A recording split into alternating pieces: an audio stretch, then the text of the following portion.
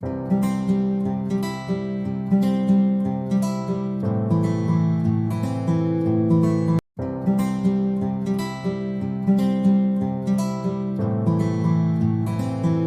a Dios. Dios les bendiga a todos los que están presentes en el día de hoy. Es una bendición estar aquí en la casa del Señor. Amén. Vamos a estar en pie, vamos a orar para dar inicio al servicio del día de hoy, al discipulado del día de hoy. Padre Celestial, venimos ante tu presencia, Señor, primeramente para darte a ti la gloria y la honra, porque tú eres digno de todo.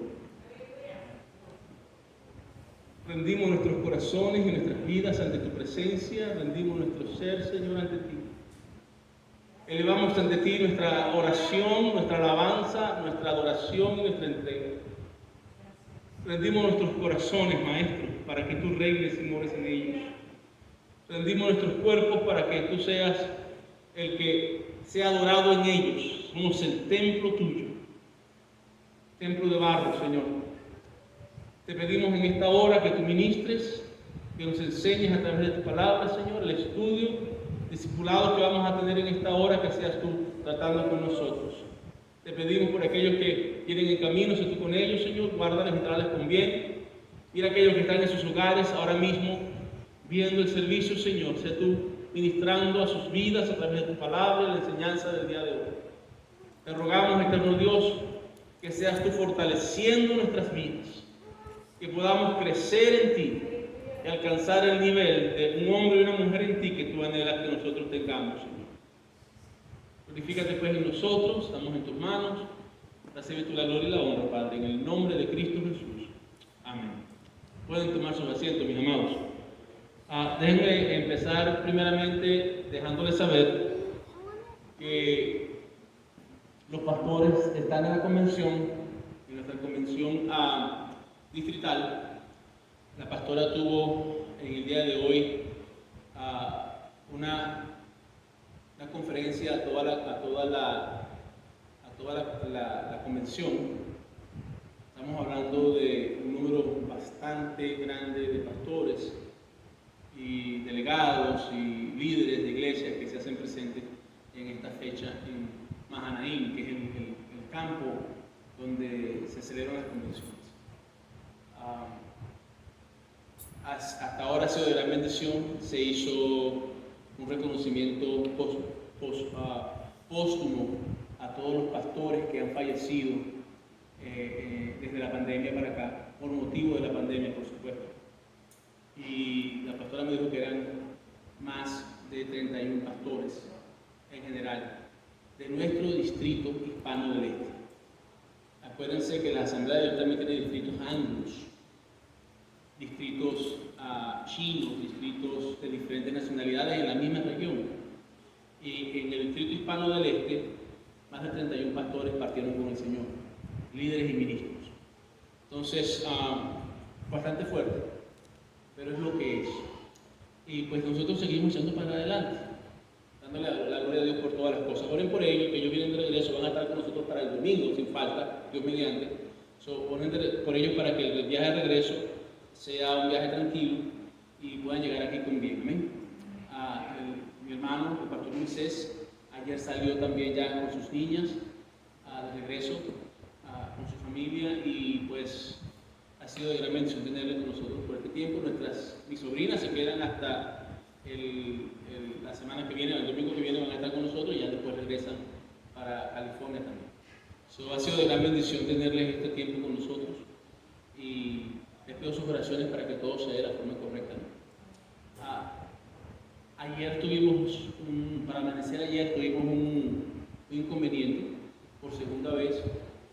La misma persona que se metió en mayo 16 en la madrugada y robó la iglesia, lo volvió a hacer ayer, otra vez a las 3 de la madrugada, y se llevó esta vez la consola de sonido y el piano que el hermano, que es el hermano Eliezer, que estaba aquí puesto, él se lo llevó también. Se llevó esas dos cosas, pero nos rompió una ventana en la cocina, y ya está hecho el reporte policial también. O sea, se han tomado las medidas correspondientes.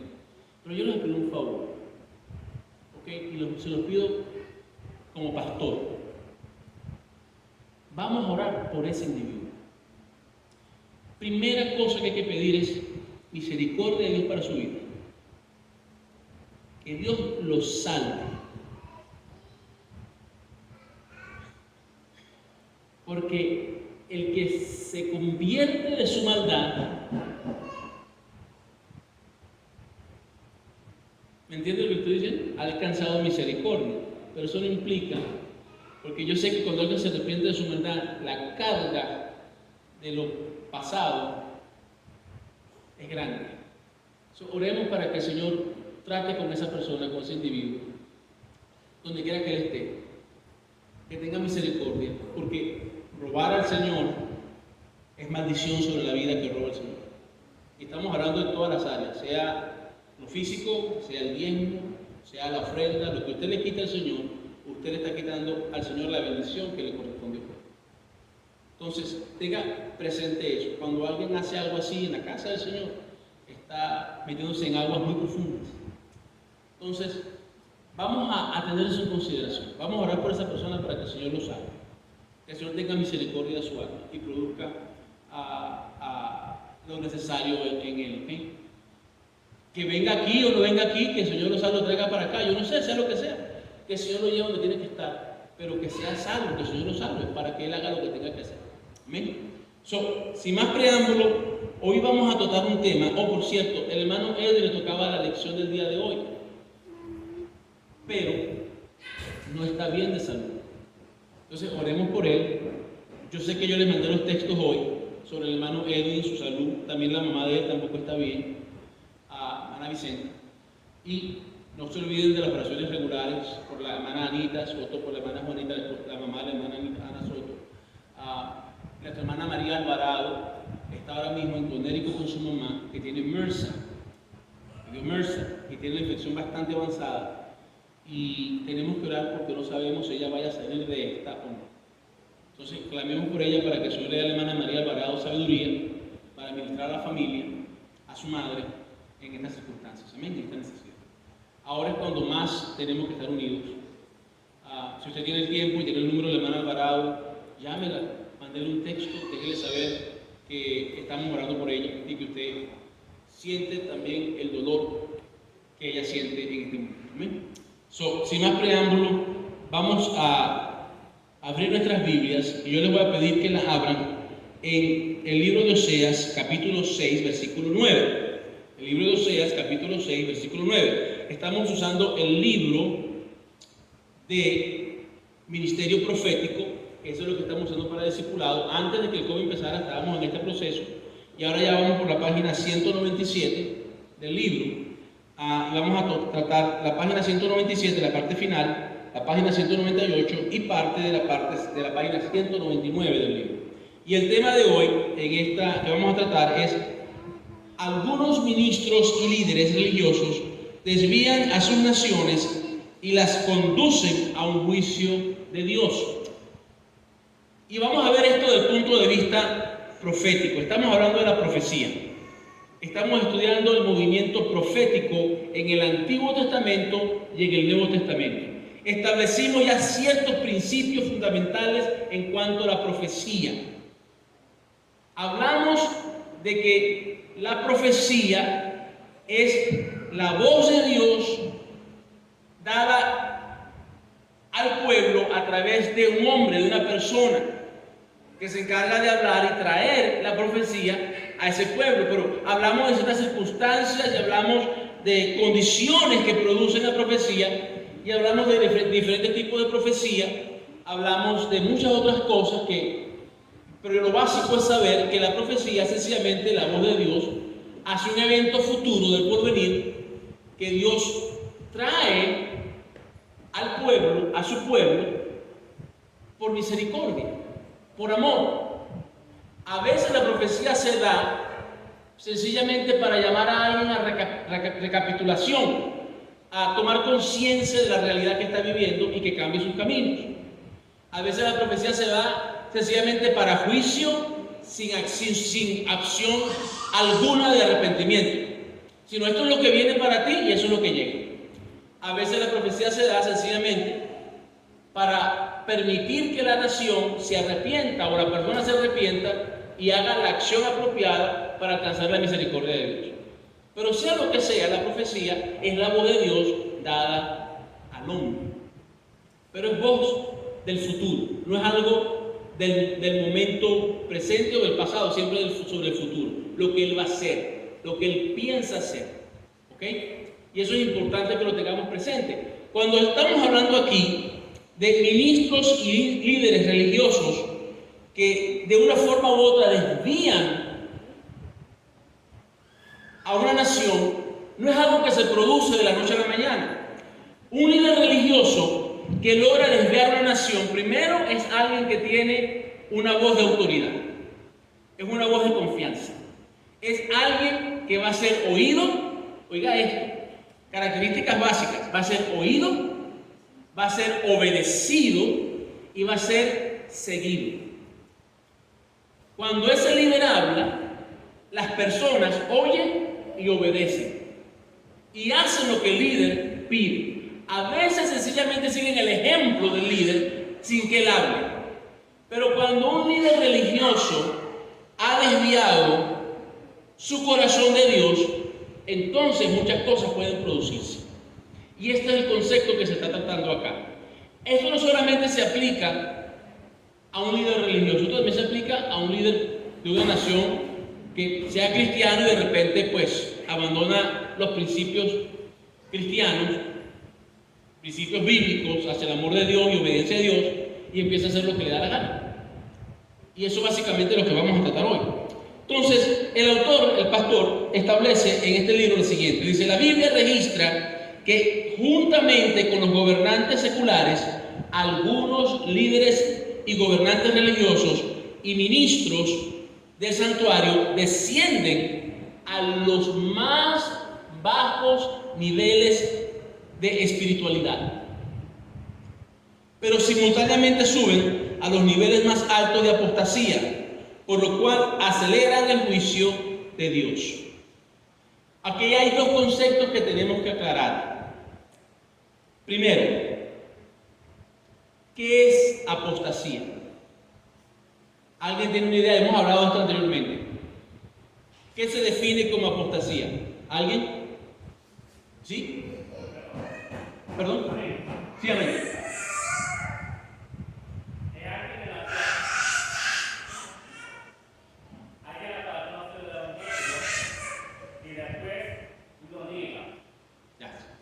Entonces, la apostasía es cuando usted está siguiendo un patrón, en este caso del Evangelio, de la doctrina, de la enseñanza bíblica, y de repente esa persona da una vuelta completa, rechaza todo lo que había enseñado, lo que había vivido, y vive de una forma totalmente contraria.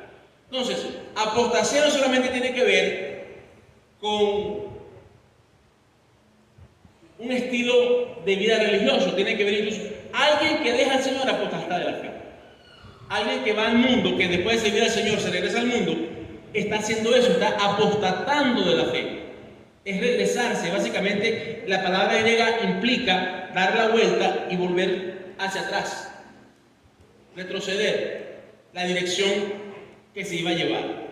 ¿Okay?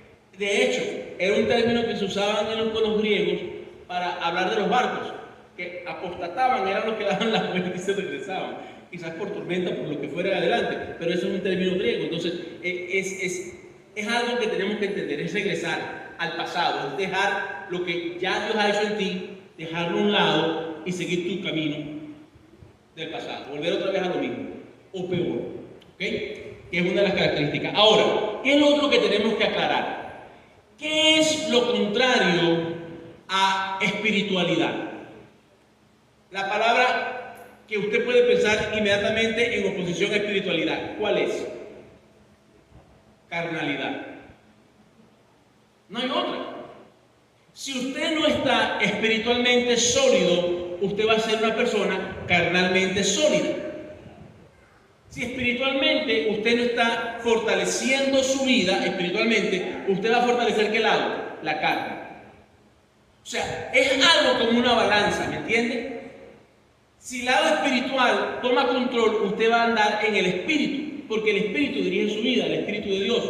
Pero si usted no tiene una vida espiritual, ¿quién controla su vida? El lado carnal, Satanás, las pasiones de la carne, los deseos de la carne. Entonces, lo que el pastor establece aquí es algo que es un principio que se aplica en todas las áreas del cristianismo. Déjenme hablar algo aquí que quizás vaya a sonar un poco fuerte, pero yo creo que es importante que lo diga. Hay iglesias y hay ministros que prefieren tener a las personas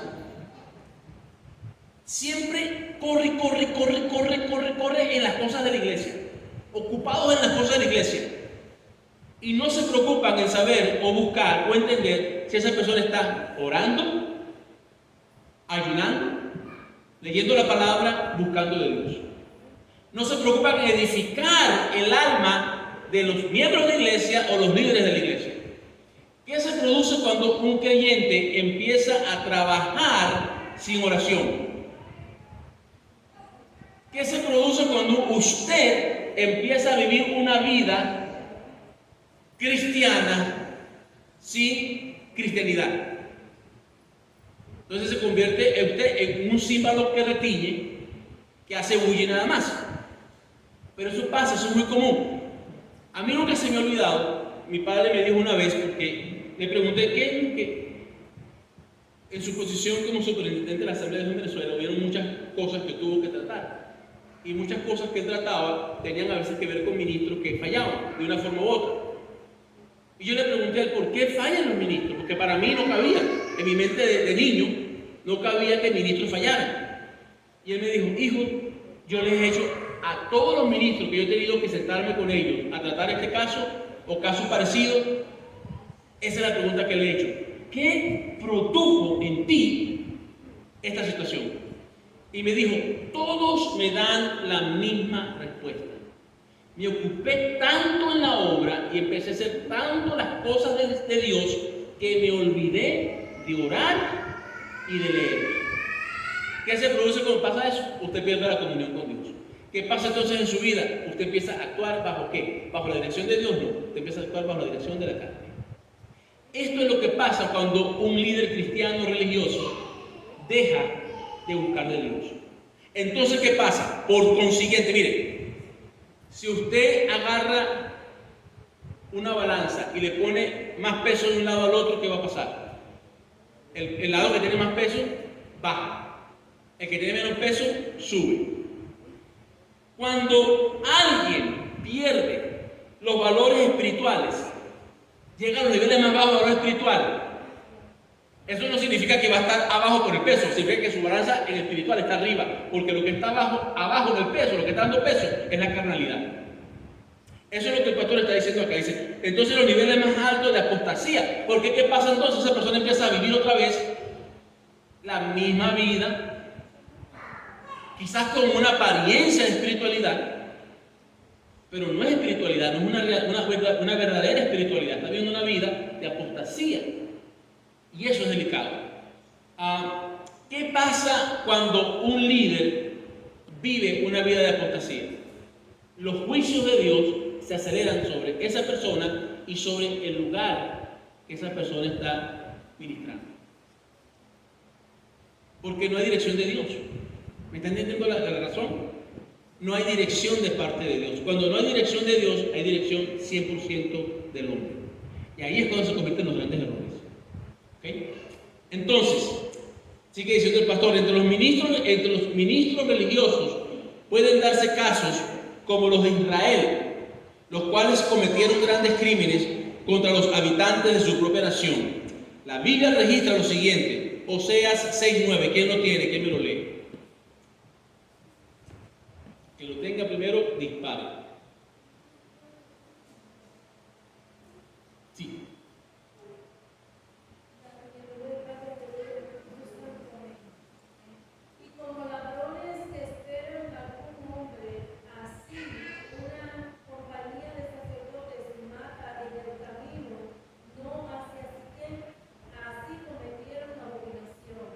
¿Qué tal? Había un grupo de sacerdotes del altar, del templo, que se paraban de camino a Siquem y esperaban a la gente. ¿Y qué hacían? Los robaban. Vámonos a Primera de Samuel capítulo 3. Primera de Samuel capítulo 3. Cuando lo tengan me dicen amén. Yo iba a usar mi teléfono, resulta que estoy usándolo para grabar el servicio, así que no. Primera de Samuel capítulo 3. Ahí vamos a encontrar un caso muy interesante. Ahí estamos hablando nosotros, por supuesto, de Samuel. Pero vamos a hablar de alguien que era un líder espiritual. Elí. El sumo sacerdote Elí. No cualquiera, era el sumo sacerdote Elí. ¿Cuál era la importancia de Elí como sumo sacerdote? ¿Qué hacía Elí? Elí, una vez al año, le tocaba hacer el sacrificio por el pecado no personal individual, sino del pueblo completo. Él era el hombre que entraba hacia el lugar santísimo con la sangre del cordero, a la cual él había puesto su mano y había remitido el pecado del pueblo sobre ese animal. Al matar ese animal, la sangre se recibía en un recipiente y él entraba con ese recipiente y con esa sangre rociaba el asiento de misericordia en el altar que estaba en el lugar santísimo, en el arca del pacto, donde estaba en el centro, había como un plato, alrededor estaban dos arcángeles, los querubines, con las alas extendidas simbolizando que la mirada de Dios sobre lo que estaba dentro del arca del pacto. ¿Qué había dentro del arca del pacto? La vara de la roca de bendición, el maná y las tablas que Moisés rompió. ¿Qué simbolizaba eso? Simbolizaba sencillamente, primero, la rebeldía del pueblo que no quiso seguir la dirección de Dios, era la vara de Aarón. ¿Ok? Ellos se rebelaron contra Dios, ellos rompieron el control de Dios sobre su vida. La vara de Aarón indica la guianza de Dios sobre su pueblo. Ellos no querían eso. Eso era pecado que Dios veía. ¿Qué más? El maná, la provisión de Dios. Ellos hablaron en contra del maná que Dios le daba diariamente. Todos los días caía maná en el desierto y ellos recogían maná y comían. Pero se cansaron también del maná y hablaron en contra de Dios por el maná. Entonces, ¿qué hizo Dios? Mandó a poner maná ahí también, para ver que ellos también se rebelaron en contra de la provisión de Dios, murmuraron en contra de la provisión de Dios. Y luego los 10 mandamientos, no estaban dispuestos a seguir la voluntad de Dios tampoco, ni la ley de Dios. Ahora, ¿qué era lo que Dios veía? Eso allí. Pero cuando el sacerdote una vez al año entraba y rociaba la sangre sobre el asiento de misericordia, entonces ya Dios no veía la sangre, no veía el pecado, sino la sangre derramada sobre ese lugar allí, en el altar. Amén. Ahora, Elí era encargado de hacer eso. Ahora, yo pienso, porque Elí al entrar allí se le amarraba de la cintura y del pie. Y en el borde del vestido tenía granadas y campanillas. De manera que cuando él ministraba delante de la presencia del Señor, si él estaba en pecado, él iba a morir. ¿Y qué pasaba entonces? Caía. Las campanillas ya no sonaban y lo alaban por los pies. Alaban el cuerpo muerto, por supuesto. Era lo que iban a dar. Ahora, el caso de Elí es interesante. Miren lo que pasa acá. Capítulo 3, versículo 1. Y este es Samuel, por supuesto. Dice, el joven Samuel ministraba a Jehová en presencia de Elí. Y la palabra de Jehová escaseaba en aquellos días. No había visión con frecuencia. Y aconteció un día que estando Elí acostado en su aposento, cuando sus ojos comenzaban a oscurecerse de modo que no podía ver, Samuel estaba durmiendo en el templo de Jehová, donde estaba el arca de Dios, antes que la lámpara de Dios fuese apagada. Jehová llamó a Samuel y él respondió, heme aquí. Corriendo luego a Elí dijo, heme aquí, ¿para qué me llamaste? Elí le dijo, yo no te he llamado, vuelve y acuéstate. Y él se volvió y se acostó. Y Jehová volvió a llamar otra vez a Samuel. Y levantándose Samuel vino a Elí y dijo, heme aquí, ¿para qué me has llamado? Y él dijo, hijo mío, yo no he llamado, vuelve y acuéstate. Y Samuel no había conocido aún a Jehová, ni la palabra de Jehová le había sido revelada. Jehová pues llamó la tercera vez a Samuel, y él se levantó y vino a Elí y dijo, heme aquí, ¿para qué me has llamado? Entonces entendió Elí que Jehová llamaba al joven. Y dijo Elí a Samuel, ve, acuéstate, y se te llamare, dirás, habla Jehová, porque tu siervo oye. Así se fue Samuel y se acostó en su lugar. Y vino Jehová y se paró y llamó como las otras veces, Samuel, Samuel. Entonces Samuel dijo, habla, porque tu siervo oye. Y Jehová dijo a Samuel, he aquí, haré yo una cosa en Israel, que quien la oyere le retiñirán ambos oídos. Aquel día yo cumpliré contra Elí todas las cosas que he dicho sobre su casa, desde el principio hasta el fin. ¿Sabe qué me llama la atención de ese versículo? Que ya había profecía de Dios contra Elí y la casa de Elí. ¿Está oyendo eso? Elí era un líder religioso. Y Elí, no él personalmente, pero ahorita vamos a seguir leyendo, se va a dar cuenta que Elí estaba permitiendo cosas bajo su control que se estaban dando que no eran agradables a Dios. Versículo siguiente, el 13. Y le mostraré que yo juzgaré su casa para siempre, por la iniquidad que él sabe, porque sus hijos han blasfemado a Dios y él no los ha estorbado. Por tanto, yo he jurado a la casa de Elí que la iniquidad en la casa de Elí no será expiada jamás, ni con sacrificio ni con ofrendas. Y Samuel estuvo acostado hasta la mañana y abrió las puertas de la casa de Jehová. Y Samuel temía descubrir la visión a Elí. Llamando pues Elí a Samuel, le dijo, hijo mío, Samuel. Y él le respondió, heme aquí. Elí dijo, ¿qué es la palabra que te habló? Te ruego que me la encubras. Así te haga Dios y aún te añada, si me encubrieres la palabra de todo lo que habló contigo. Y Samuel se lo manifestó todo, sin encubrirle nada. Entonces él dijo, Jehová es, haga lo que bien le pareciese. Y Samuel creció y Jehová estaba con él, y no dejó caer a tierra ninguna de sus palabras. Y todo Israel, desde Adán hasta Berseba, conoció que Samuel era fiel profeta de Jehová. Y Jehová volvió a aparecer en Silo, porque Jehová se manifestó a Samuel en Silo por la palabra de Jehová. Fíjese qué interesante esa parte. Elí conocía la voz de Dios. Samuel no conocía la voz de Dios. Significaba que Elí había oído de parte de Dios palabra.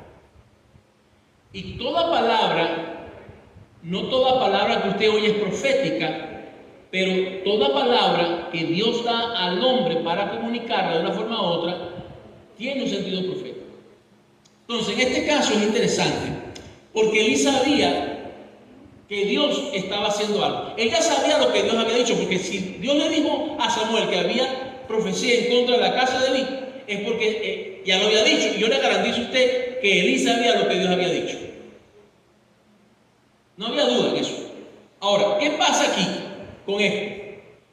Cuando llegó el momento, hermano, Dios castigó a los hijos de Elí. Y no solamente a los hijos de Elí, ese mismo día también Elí murió. Cuando se enteró de lo que había pasado con los hijos, no le pasó nada, pero cuando se enteró que los filisteos habían capturado el arca del pacto, dice que se echó hacia atrás en su silla del impacto y se rompió el cuello. Murió enlucado. Eso es juicio de Dios. Cuando la iniquidad está presente donde no debería estar, Dios acelera el juicio. Y la iniquidad y el pecado no caben en la casa de Dios. ¿Usted me entiende eso? Y menos en la vida de un líder espiritual. Porque un líder espiritual se supone que esté en contacto con Dios, en una vida en santidad, espiritualmente sana, para poder entonces ministrar a la iglesia, a la congregación, a las ovejas que Dios ha puesto bajo su ministerio, palabra que guíe, que edifique y que levante. Ahora es que es interesante lo que sigue. Este caso que el pastor usa en Oseas 6:9 llama la atención. ¿Sabe lo que indica eso? Le voy a decir qué es lo que indica esto. Esto indica que todos somos, como decía un pastor amigo mío, de carne y hueso y un pedacito de pescuezo. Significa que todos nosotros, aún los líderes cristianos con el mayor rango dentro de la iglesia tienen la posibilidad de en algún momento, si se descuidan, fallar. Y eso es peligroso, porque eso traería juicio de Dios sobre esa persona. Y sobre esa persona, como es cabeza, va sobre el resto del cuerpo. Y eso hay que tenerlo presente. ¿Okay? Ahora, mira lo que habla aquí el pastor en el siguiente punto, y un ejemplo muy importante, es el juicio divino a las ciudades gentiles de Sodoma y de Gomorra. Alguien que me busque Génesis 18, versículo 1 al 8, y alguien más que me busque Génesis 16, versículo 33, perdón. So, Génesis 18, versículo 1 al 8, y Génesis 16, versículo 33. Y cuando lo tenga, el que lo tenga, Génesis 18, versículo 1 al 8, por favor que me lo lea. Y después la siguiente cita, Génesis 16, 33.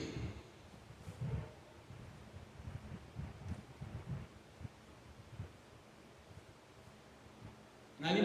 Génesis 18, versículo 1 al 8, hermano Julio.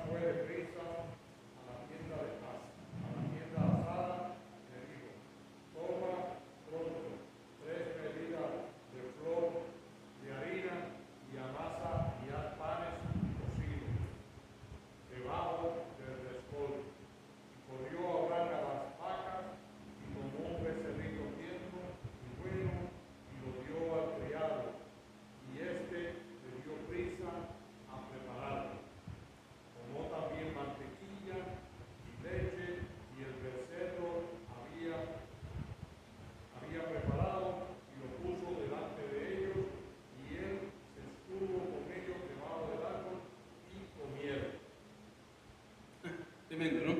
Miren lo que es interesante de este asunto. Ese es el inicio de un evento que marcó la historia de dos reinos, de dos ciudades, que cada uno era un reino.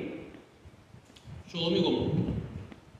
Lo tremendo acá es ver cómo Dios usó la palabra profética con Abraham. Le dio a conocer lo que iba a hacer. Eso es palabra profética. Cuando Dios le revela a usted lo que va a hacer, es palabra profética. Y es interesante porque lo que se produce más adelante, hay que me lea Génesis 16:33. Quien lo tenga, Génesis 16:33. No, capítulo 16, versículo 33. Un solo versículo allí nada más.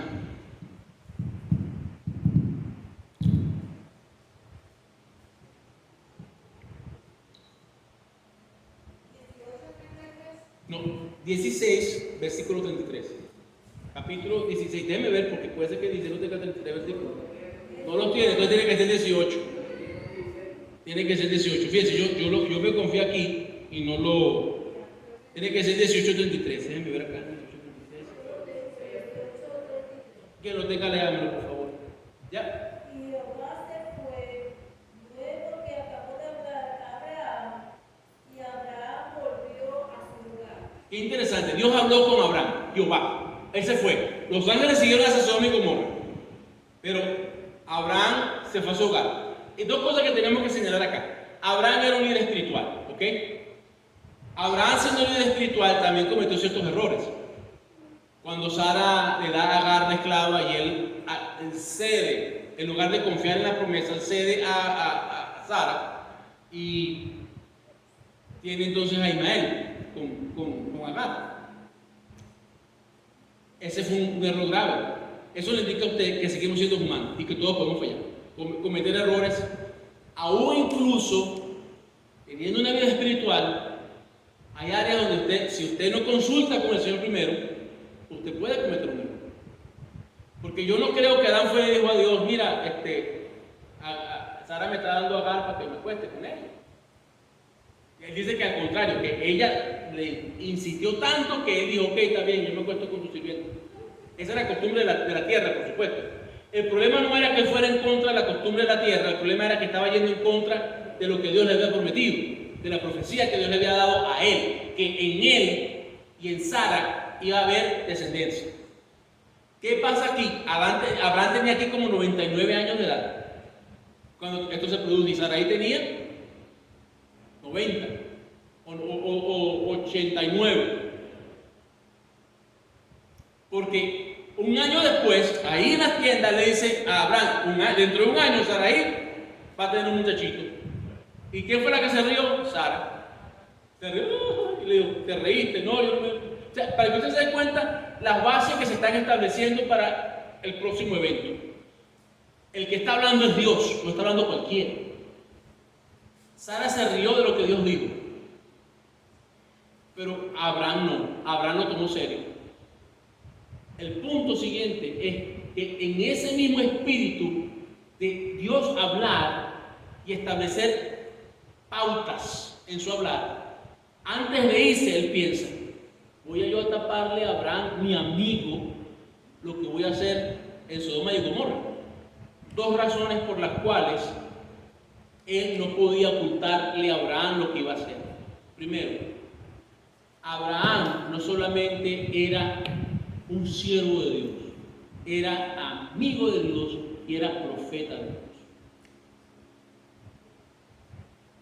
Porque Abraham oía la voz de Dios y Dios le revelaba a Abraham lo que iba a hacer. Esas promesas eran revelación del futuro. Abraham vio las estrellas del cielo y Dios le dio profecía, le dio promesa. Abraham recibió la promesa de que en su simiente serían benditas todas las familias de la tierra. Esa es profecía. ¿Que se cumplió quién? En Cristo. O sea, estamos hablando de que Abraham era un profeta. Quizás no profetizó las naciones, pero recibió palabra de Dios. Palabra profética de Dios. Y los profetas reciben palabra profética. ¿Entendemos eso? Ahora, ¿qué pasa acá? Abraham también tenía a un sobrino que vivía en Sodoma y Gomorra. Y eso afectaba directamente a quién? A Abraham. Al hombre que Dios llamaba su amigo. ¿Qué pasa acá? Dios establece un principio tremendo. Él dice que la condición moral, económica, social y política que había en esos reinos, en esas ciudades de Sodoma y Gomorra, que aunque eran dos ciudades, cada una era un reino, porque cada una tenía su propio rey. ¿Se acuerda de la guerra que Abraham va y salva a Lot y a su familia de 5 reyes de la región cananeos? Y cada uno de esos reyes de Sodoma y de Gomorra le quisieron dar a Abraham dinero. Y él dijo, no, para que lo digan ustedes más tarde que me enriquecieron. No, ustedes quédense con lo suyo, denle a los que vinieron conmigo, yo sigo mi camino. Al contrario, él dio diezmos en ese momento. ¿A quién? A Melquisedec, sacerdote de Dios Altísimo, rey de Belén. Entonces, tengamos presente esto. Esa situación que se presenta allí es una situación muy interesante, porque entonces Dios habla con Abraham y le revela algo que está en el corazón de él. La profecía es lo que está en el corazón de Dios revelado al hombre. Sea la acción que sea, eso es profecía. Y eso hay que entender. Ahora, dice que esta nación tenía una condición moral, económica, social y política que era totalmente baja. Y Dios había decidido ir en contra de la ciudad de Sodoma y Gomorra y ya había establecido un juicio contra ellos. Pero antes de que se cumpliese el juicio, él habla con Abraham. Ahora, el autor dice algo aquí que es importante. El pastor dice: te invitamos a que medites y analices la difícil y terrible situación que vivían aquellas naciones, pero también la difícil situación que confrontaban los habitantes de esas naciones. O sea, dentro de cada uno de sus respectivos contextos. Acuérdense que hablamos dentro de los contextos proféticos, amén. Y dijimos que cada contexto social, político, religioso afecta a la profecía, o la profecía afecta a esos contextos, de una forma directa o indirecta. A veces la profecía viene porque en esos contextos Dios ha determinado dar ¿qué? Juicio. Y eso es importante que lo tengamos presente. Ahora, los causales que presenta Dios para la destrucción de ambas ciudades están relacionados con los altos niveles de pecado y violencia que se practicaban en ambas ciudades.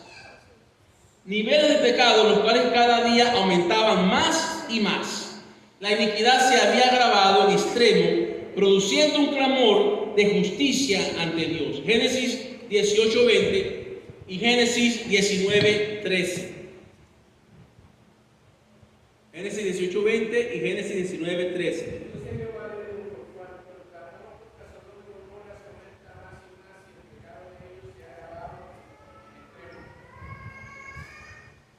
Dime el 21 también. Léeme el 21 también, Eliezer, por favor. Descenderé ahora y veré si han consumado su obra según el clamor que ha venido hasta mí. Si no, lo sabré. Fíjense qué interesante. La acción divina se produjo ¿por qué? Porque en esas naciones, en esas dos ciudades, no había ningún nivel espiritual que llevara a la gente a tener temor hacia Dios y a respetar lo que Dios estableció. Los principios espirituales y morales no estaban siendo respetados en ese lugar. Y Dios decidió que exterminar esas naciones. Ahora, el punto de que Lot está allí hace que Dios tome en consideración eso y hable con Abraham. Alguien que me lea 19:13. ¿Qué es lo que dice allí?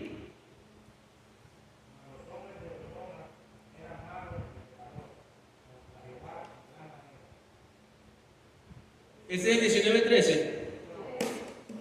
No, el 19:13 dice diferente. Porque vamos a destruir este lugar cuando el clamor contra ellos ha subido de punto delante de Jehová, por tanto Jehová nos ha enviado para destruirlo. Ya, ese es el versículo 13, ya. Ahora, miren lo que yo quiero que leamos también. El 13:13, vámonos a Génesis 13:13. Porque el pecado de Sodoma era grande, en gran manera. Eso es lo que dice la palabra. Eso es lo que usted leyó, hermano, él lo leyó el hermano Ramón Delgado. 13:13. Léalo otra vez, hermano Ramón.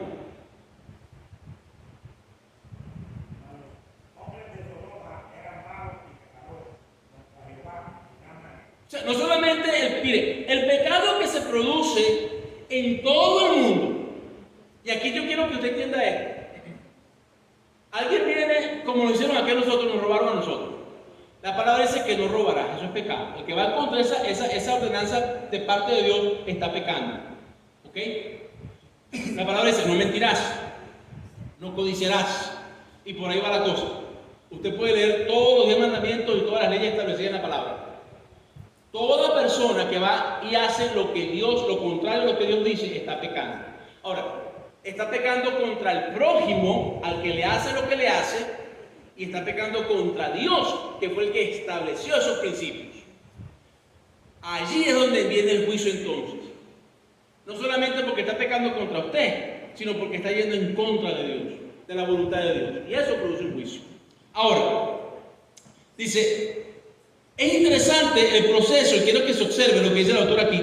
Observe que el proceso en Dios se había efectuado y el juicio por parte de él había sido ya determinado. Dios ya había decidido que iba a ser en contra de Sodoma y de Gomorra.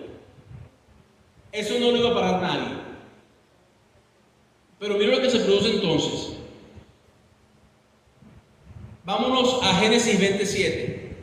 Isaías, alguien que me busque Génesis 27, Isaías 41:8, y alguien que me busque Juan 15:15. Ahora pues devuelve la mujer a su marido, porque el profeta llorará contigo y dirá, y si no la devolvieres, sabe que de cierto morirás tú y todo lo tuyo. Fíjese, Dios le dijo a Abraham lo que iba a hacer. Y yo creo que Dios tenía un propósito en eso, para mostrarnos a nosotros cómo el juicio de Dios se activa en su omnisciencia, en su presencia. Todos los atributos de Dios se activan para que el juicio se produzca. ¿Ok? Juicio, justicia, amor, bondad, benignidad, paciencia, todos esos son atributos de Dios. Omnisciencia, omnipresencia, omnisapiencia, todos son atributos activos y no activos de Dios. Todo eso se activa. Es como un juicio que se produce en el corazón de Dios y cada atributo toma su lugar y cada atributo presenta la posición y Dios toma juicio. Y yo creo que cuando hablamos de atributos de Dios no estamos hablando nada más de los atributos de Dios del Padre. Los mismos atributos están en el Hijo y en el Espíritu Santo. Es un solo Dios, 3 personas, los mismos atributos, una misma esencia. Entonces, ¿de qué estamos hablando? Estamos hablando de que Dios actúa de una forma pero muy equilibrada, muy a la línea. Él no hace ni más ni menos, Él hace lo justo. Pero eso lo determinan los atributos de Dios, sobre todo el de la justicia de Dios y la misericordia. Porque yo me imagino que en medio de ese juicio la justicia dice, están pecando, están yendo en contra de tu nombre, y se levanta entonces la misericordia y dice, pero todavía hay tiempo, démosles tiempo, esperemos que un profeta venga a ver si lo oyen. Y el amor de Dios se presenta, pero démosle el chance de que tenga arrepentimiento. No, y se levanta cada tributo y hace un juicio, y Dios trata y determina entonces qué va a hacer con esa persona, con esa nación, o la circunstancia que Él va a juzgar. Ahora, alguien que me lea Isaías 41:8.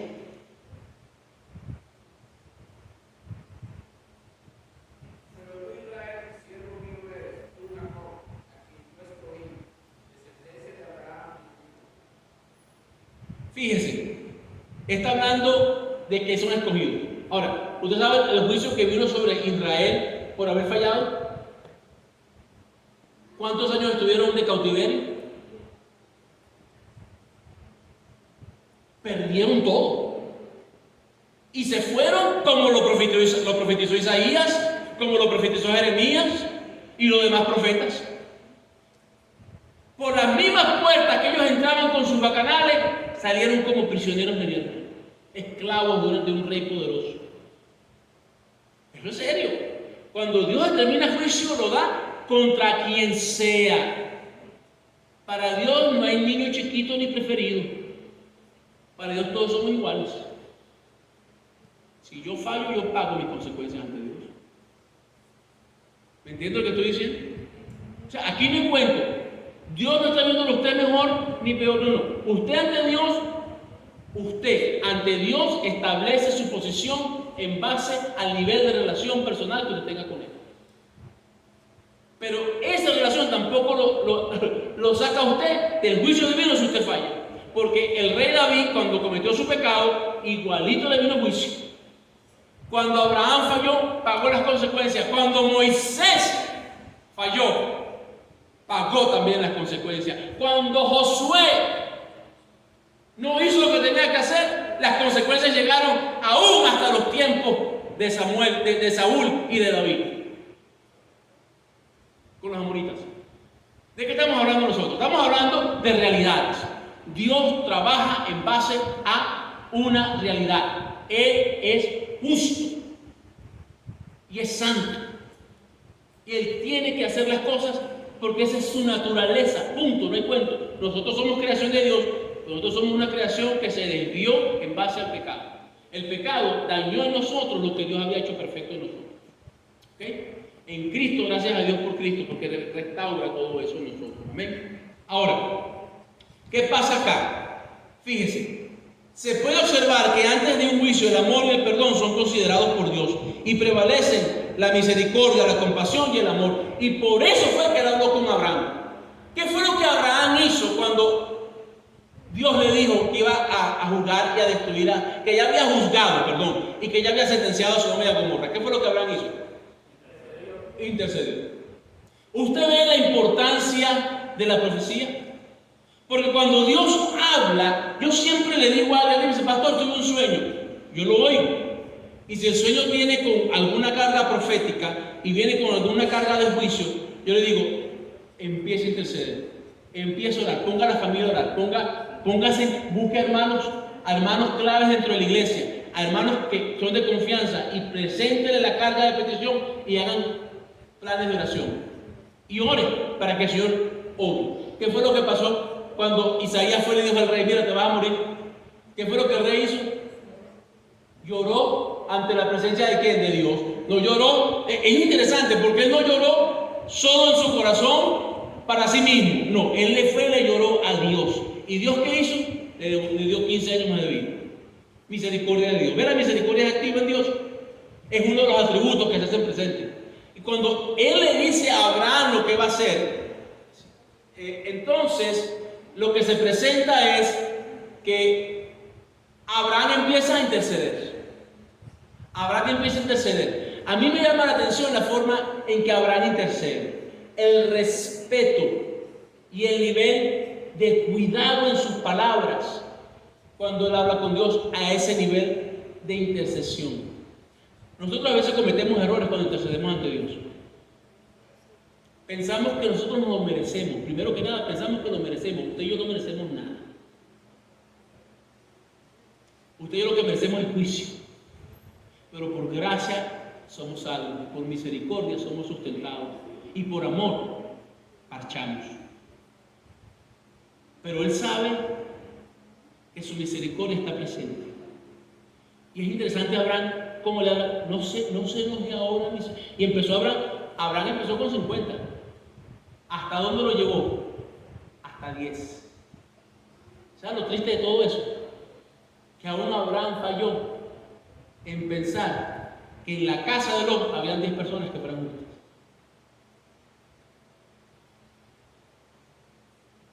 Eso es triste. Nosotros nos equivocamos. Usted tiene que entender eso. Dios no se equivoca. Cuando Dios establece el juicio, lo hace con una razón totalmente apropiada. Y aún así, teniendo un juicio apropiado para nosotros o contra de nosotros, nos da la opción de la misericordia. Y nos permite interceder para que se active su gracia, para que se active su misericordia y seamos, si no perdonados, seamos por lo menos pasados por alto en el castigo, que seamos salvados en ese castigo. ¿Qué fue lo que Dios hizo con Lot al final? Porque el juicio cayó. Con Lot o sin Lot, el juicio cayó.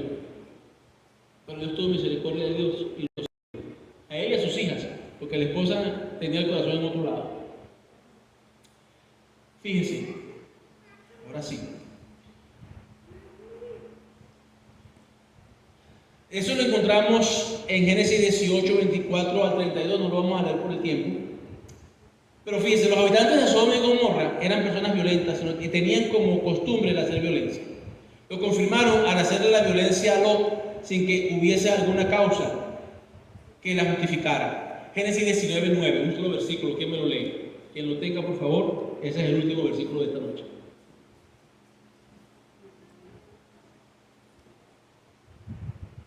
Génesis 19, 9.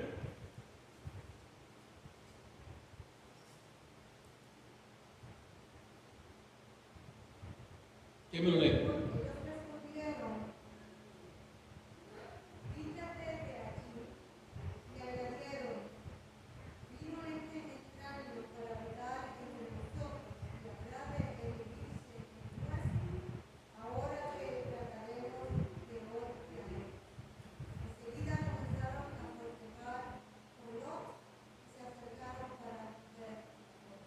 Fíjense qué interesante. La costumbre de la tierra era que en las entradas de la ciudades se sentaban los ancianos. En esas puertas se llevaban los juicios del pueblo. Pero yo creo que en el caso de Sodoma y Gomorra no se hacían juicios ya. Y si los juicios se hacían, eran juicios corrompidos. Y que para mí, el juicio que se daba era un juicio fuera de ley.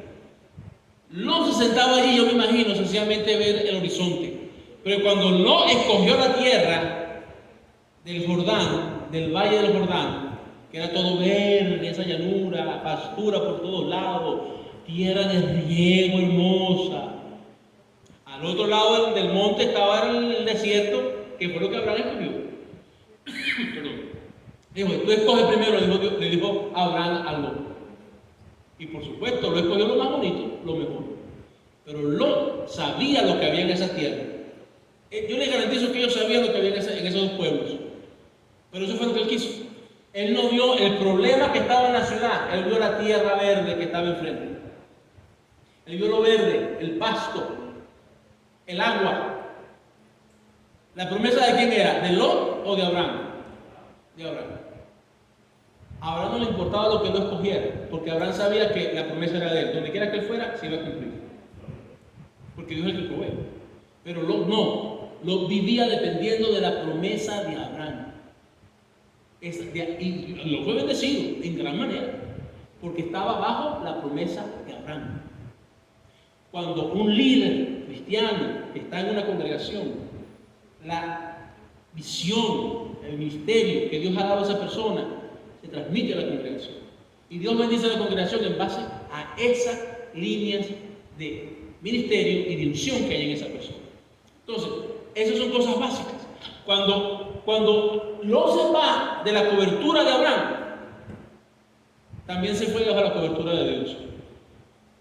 Y empezó a hacer lo que le daba la gana. Yo no estoy diciendo que Dios no tuviera misericordia de Lot, al contrario, yo pienso que sí lo tuvo. Por eso fue que le habló a Abraham de lo que venía a hacer sobre Sodoma y Gomorra.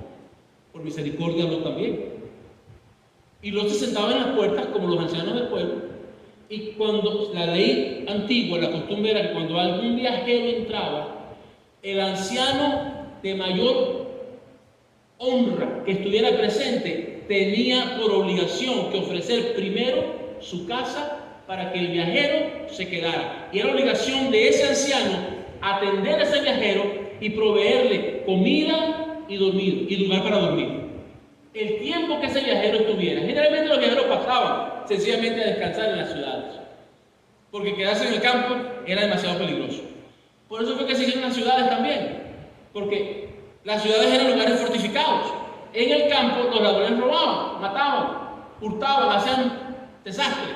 Entonces la gente se empezó a quedar en ciudades donde estaban protegidos, y en la ciudad de los reyes eran los dueños de la ciudad que protegían al pueblo. Ellos tenían guardias, tenían ejércitos, tenían gente que guardaba la ciudad. Entonces, el anciano que estaba allí, si un anciano venía y recibía a un visitante, el siguiente anciano de mayor honra era entonces el que ofrecía a los siguientes visitantes su casa para que se quedaran. Lot aparentemente había sido reconocido, había recibido ese tipo de honra, porque cuando ellos vienen, los ángeles entran a la ciudad, él es el que está en la puerta y él es el que los recibe. Y nadie más ofreció para que ellos se quedaran, pero Lot sí lo hizo. El problema fue cuando se dieron cuenta que eran 3 ángeles que estaban entrando allí. Lo tremendo era que en el original se habla, querían conocer a los ángeles, querían tener sexo con ellos. Los hombres, dice, del más mayor al más chiquito de los niños. ¿Se imagina el nivel de pecado que había en esa ciudad? ¿Y saben lo que me llama la atención a mí? Que Lot sale de su casa y se pone enfrente y les dijo, les doy mis hijas que son vírgenes. Le dijeron, no, los queremos a ellos. Y lo que yo les mandé a Lina, y ahora te vamos a hacer a ti más violencia de la que le íbamos a hacer a ellos. Y empezaron a cometer contra él. ¿Quiénes salvan a Lot de la violencia? ¿Quiénes salvan a Lot de la violencia? Los ángeles tendieron su mano y lo metieron a la casa. Y le dieron ceguera a todos los hombres que estaban allí. Y dice que se cansaban de buscar la puerta. Cuando hay un nivel tan alto así de maldad y de pecado, hermano, Yo me extraño que el juicio no hubiese llegado antes. Eso se llama la misericordia de Dios. Yo creo que Dios esperaba que Lot fuera un foco de luz en medio de esa comunidad. Pero cuando usted lee la historia de Lot, usted se da cuenta que fue todo lo contrario. Porque Lot no llegó a Sodoma y a Gomorra. Lot llegó al valle de Jordán y allí puso sus tiendas. Y usted lee en Génesis donde dice, y poco a poco movió las tiendas hasta la ciudad de Sodoma y Gomorra. Y ahí fue cuando Lot perdió.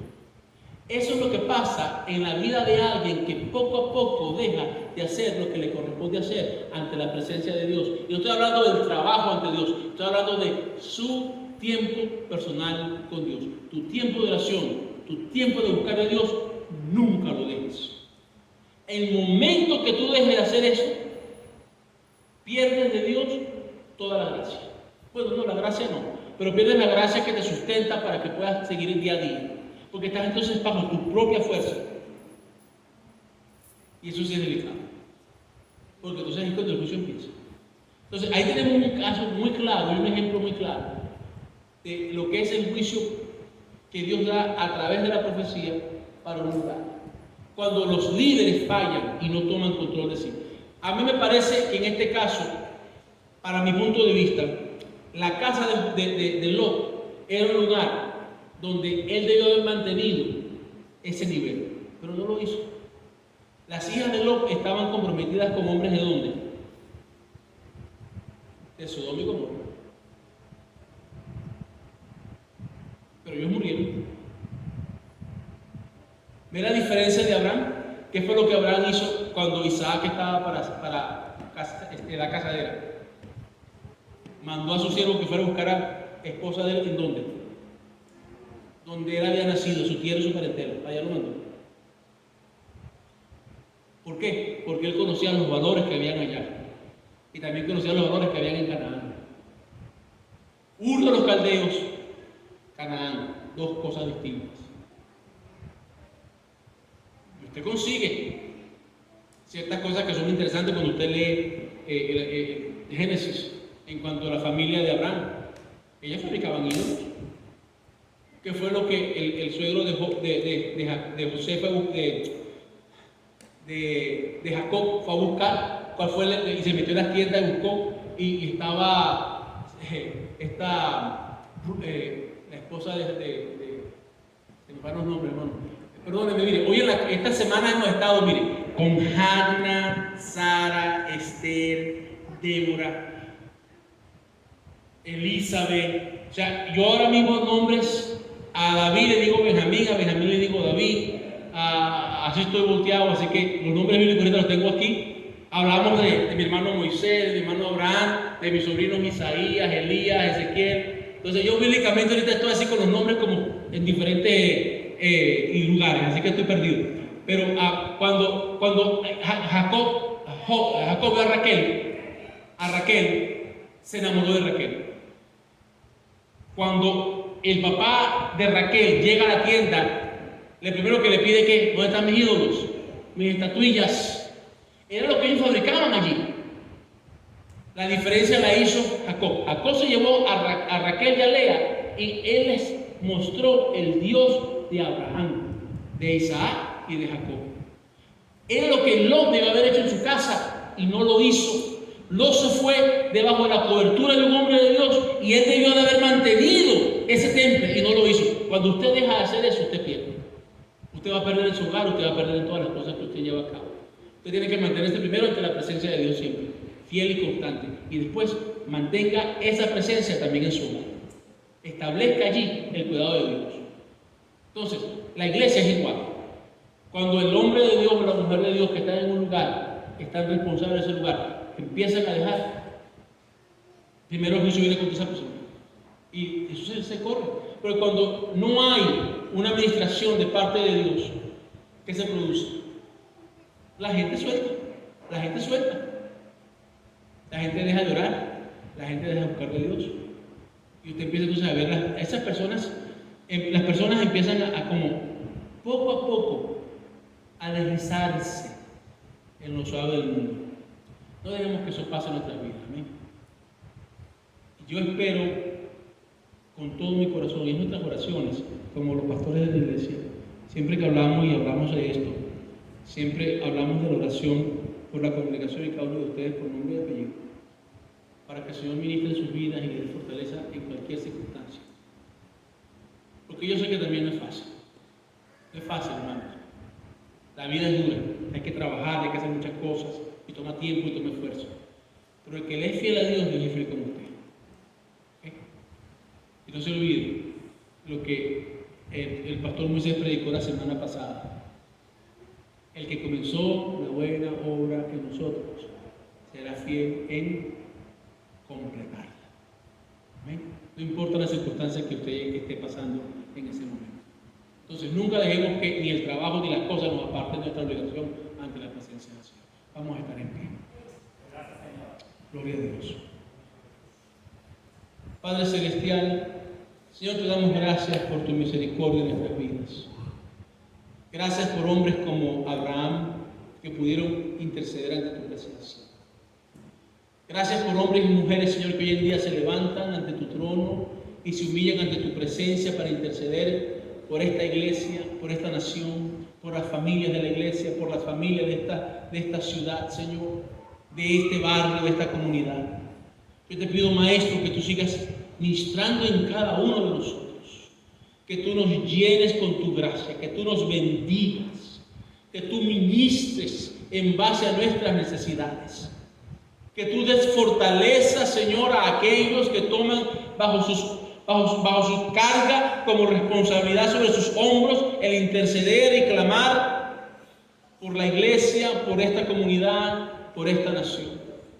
Trae, Señor, fortaleza física, espiritual, que podamos seguir levantando nuestras voces ante tu presencia y clamando, Señor, en favor de las cosas que tú haces por nosotros. Te pedimos, Señor, pues que tú ministres de una forma especial, que tú sigas tocando nuestras vidas y que todo lo que hagamos, Señor, sea para honrar tu nombre. Al salir de este lugar, Señor, pedimos que tú nos lleves con tu presencia en nuestros hogares. Mira a aquellos que están enfermos, que no se sienten bien de salud, que están pasando por alguna circunstancia, en particular nuestra hermana María Alvarado, nuestro hermano Edwin, nuestra hermana Ana Soto, su madre Juanita, nuestra hermana Díaz, Señor, nuestra hermana Ávila, nuestros hermanos Batista, Señor, nos ponemos ante tu presencia también a ellos, nuestra hermana Nora, Señor. Que tú ministres sobre sus vidas, que tú fortalezcas sus vidas, Señor. Te pedimos que tú, por favor, sigas abriendo puertas en favor de las metas y planes y propósitos que están presentes, Señor, delante de ti cada día, para que podamos alcanzarlas, cada una de ellas conforme tu voluntad y tu propósito. Te pedimos, Señor, por esta iglesia, por cada miembro, por cada hermano que se hace presente, aquellos que están en sus hogares, toca sus vidas también y ministra. Todo esto lo pedimos, Padre, en el nombre de Cristo Jesús, tu Hijo amado, en el cual nosotros nos gozamos y te honramos, Padre. Todo esto lo pedimos en el nombre de Jesús. El pueblo de Dios dice, salúdense unos a los otros, estamos despedidos, nos vemos este domingo, Dios mediante.